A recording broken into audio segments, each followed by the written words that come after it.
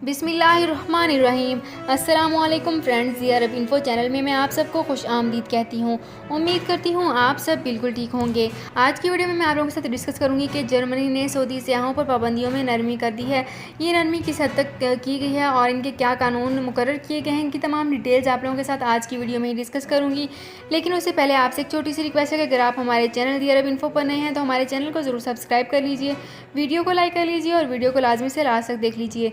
Bell icon को भी press कर लीजिए ताकि हमारी हर नई आने वाली वीडियो का नोटिफिकेशन सबसे पहले आप तक पहुंच सके। सऊदी अरब में मकीम गैर मुल्कियों के लिए बहुत बड़ी खुशखबरी आ गई है। अब कोई भी शख्स जो अपने मुल्क जाना चाहता है और उसका इकामा एक्सपायर हो या इकामा वैलिड हो, शिरका बंद हो, मुसस्सा बंद हो या कफील छुट्टी ना लगा रहा हो या कोई भी मसला हो, तो आप हमारे साथ रब्ता करें। हम इंशाल्लाह आपको 3 दिन के अंदर अंदर एम्बेसी के जरिए आपका खरूज लगाकर आपको आपके मुल्क वापस भेज देंगे। कोई भी इंडियन, पाकिस्तानी, नेपालियन, बांग्लादेशी, श्रीलंकन या किसी भी मुल्क का हो, वो आसानी से बगैर किसी परेशानी के अपने मुल्क वापस जा सकता है। जी हाँ, स्क्रीन पर आपके सामने जो नंबर शो हो रहा है, इस पर आप कांटेक्ट करें। इंशाल्लाह 3 दिन के अंदर अंदर आपको आपके मुल्क वापस भेज दिया जाएगा। मतलूब केस वाले रब्ता ना करें। शुक्रिया।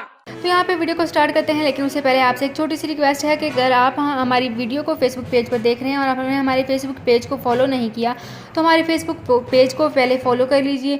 और अगर आपने हमारे यूट्यूब चैनल को सब्सक्राइब नहीं किया तो यहाँ पे ऊपर आपको लिंक शो हो रहा है, आप हमारे यूट्यूब चैनल के लिंक को ओपन करके आप हमारे यूट्यूब चैनल को भी ज़रूर सब्सक्राइब कर लीजिए। तो फ्रेंड्स, चलते हैं अपनी आज की वीडियो की तरफ। यहाँ पे मैं आपको बताती चलूँ कि जर्मनी ने सऊदी सयाहों के लिए सफरी पाबंदियों में नरमी का ऐलान किया है। इस पर अमल दरामद भी जारी कर दिया गया है। अखबारात के मुताबिक रियाज में जर्मन सफारतखाने ने पीर को बयान में कहा है कि जो लोग कोरोना वैक्सीन दोनों खुराकें ले चुके हों और वायरस से एहतियात हो चुके हों, बाद में एक खुराक हासिल कर चुके हों, वो लोग जो हैं वो सेहत के लिए जर्मनी का सफ़र कर सकते हैं। जर्मन सफारतखाने का कहना है कि नए ज़वाबित के तहत मुमलिकत में हर वो शख्स जो कोरोना वायरस से मुतासिर होने के बाद वैक्सीन की एक खुराक ले चुका हो या वैक्सीन की दोनों खुराकें ले चुका हो, वो वायरस से महफूज शुमार किया जाएगा और इसे PCR की पाबंदी भी इस्तिस्ना होगी।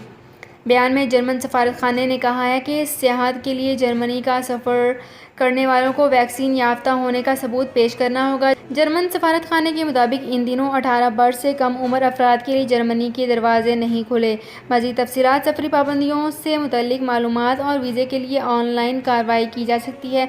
तो फ्रेंड्स, ये थी मेरी आज की वीडियो। उम्मीद करती हूँ आपको ये वीडियो पसंद आई होगी।